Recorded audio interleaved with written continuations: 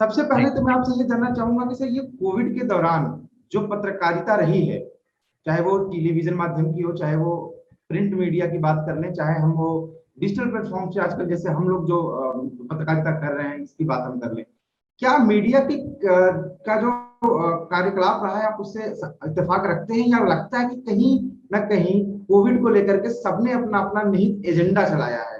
किसी को गंगा में तैरती हुई लाशें दिख रही हैं, तो किसी को अस्पताल में मरते लोग दिख रहे हैं, लेकिन उसकी पड़ताल किसी को नहीं करनी है। सिर्फ उस खबर को अपने हिसाब से डिफेंड और अपने हिसाब से प्रोपेगेंडा उसका बना करके फैलाना है।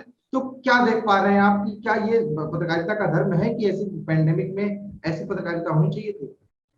सौरभ जी, देखिए ऐसा है कि किसी भी चीज को हम बहुत लार्जर पर्सपेक्टिव में देखें।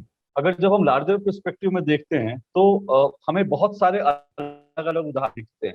जिन उदाहरणों का आपने जिक्र किया, जो आपने बताई, वो भी सच है एक तरफ, लेकिन दूसरी तरफ हम ये भी देखते हैं कि ये भी सच्चाई है। मैंने अपनी जिंदगी में पहली बार ऐसा देखा कि जो बड़े बड़े पत्रकार हैं, टेलीविजन एंकर्स हैं, संपादक हैं, भले ही उनमें कुछ ऐसे भी पत्रकार हैं, ऐसे भी संपादक हैं जिनको मैं मानता हूं कि वो पत्रकारिता कम एजेंडा ज्यादा चलाते हैं, लेकिन उसके बावजूद मैंने देखा कि वो कहीं ना कहीं से लोगों की मदद करने की कोशिश कर रहे थे। सबसे बड़ी बात जो है, अगर मैं पत्रकारों के लेवल पे कहूँ, आप देखिए सभी जो बड़े एंकर से जिनके पास ट्विटर पर, सोशल मीडिया पे ब्लू टिक्स थे, जिनकी रीच बहुत ज्यादा है, उन्होंने, ज्यादातर लोगों ने अपने जो इनबॉक्स थे, डीएम थे, डायरेक्ट मैसेज बॉक्स थे, वो खोल दिए। लोग उनको कॉल कर रहे थे। जैसे मैंने भी अपना डीएम खोला, इनबॉक्स खोला, मेरे पास भी रोज बहुत सारे लोग आते थे कि यहाँ पे ब्लड की जरूरत है, यहाँ ये इंजेक्शन चाहिए, यहाँ हॉस्पिटल बेड चाहिए।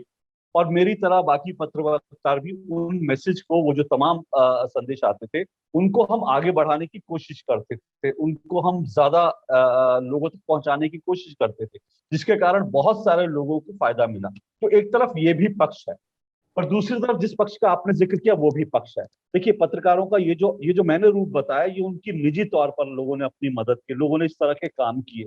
बाद में मैंने देखा एक दो मीडिया हाउस ने भी ये काम शुरू करे, लेकिन बहुत देर से। निजी तौर पर कुछ पत्रकारों ने बहुत अच्छे काम किए, इसमें कोई दो राय नहीं।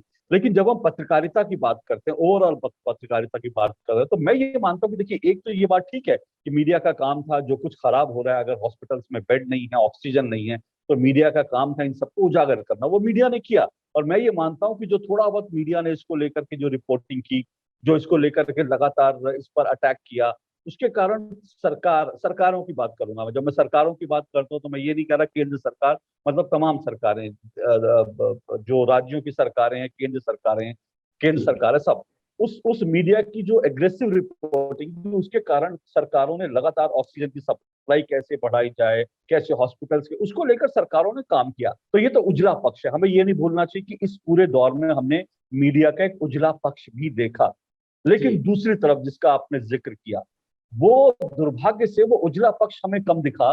लेकिन लोगों में पैनिक फैलाना, फेक न्यूज फैलाना, भारत को ये दिखाना कि भारत चारों तरफ से नाकाम हो गया, एक फेल्ड स्टेट है भारत, इस तरह का दिखाने वाला, भारत में लाशें ही लाशें हैं, सड़कों पर लाशें हैं, गंगा में लाशें हैं, हर घर में लाश है, हर घर में लोग मर रहे हैं, इस तरह की पत्रकारिता करना, ऐसा भी मीडिया ने दिखाया। और ये इसका बहुत ही काला पक्ष है, जो शायद हमको हमको बरसों बरस याद भी रखना पड़ेगा, और हमें ये भी सोचना पड़ेगा कि इस तरह की पत्रकारिता हिंदुस्तान में क्यों हुई। मैं एक सबसे बड़ा आपको उदाहरण है, मैं जब ये बात करता हूं तो मैं ये मानता हूं, और बड़ी जो बात कह रहा हूँ पूरी जिम्मेदारी से कह रहा हूँ, मैं ये मानता हूं कि जो भारत में, चाहे ऑक्सीजन की कमी हो, चाहे भारत में हॉस्पिटल के बेड्स की कमी हो, इसको लेकर के जो कुछ समस्या थी, वो जेन्युइन समस्या थी, लेकिन उसके बावजूद मैं पूरी जिम्मेदारी से ये भी मानता हूं कि सबको इतना ज्यादा मीडिया ने एम्पलीफाई किया,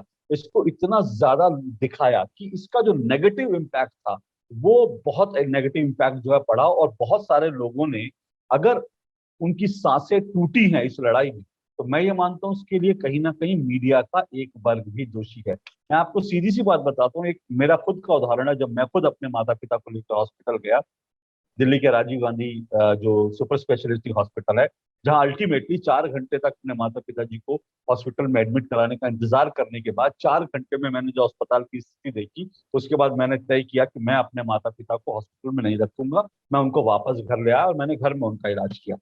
हालांकि उनकी स्थिति उस वक्त बहुत नाजुक थी। लेकिन मैं ये कह रहा हूं, उस वक्त उन 4 घंटों में मैंने देखा कि हॉस्पिटल में जो व्यक्ति आ रहा था वो इस तरह से बदहवासी में आ रहा था, उसको किसी को अगर कोरोना हुआ वो इस तरह से आ रहा था कि जैसे उसको कोरोना हो गया और अब वो बचेगा नहीं। वो हॉस्पिटल में गिड़गिड़ाते जी मुझे एडमिट कर लो, मैं मर जाऊंगा, मैं मर जाऊंगा। मैंने अपने सामने 3 मरीज ऐसे देखे जो चिल्ला रहे थे कि जी मैं मर गया जी, मुझे मुझे कोरोना पॉजिटिव है, मुझे एडमिट कर लो नहीं तो मैं बचूंगा नहीं।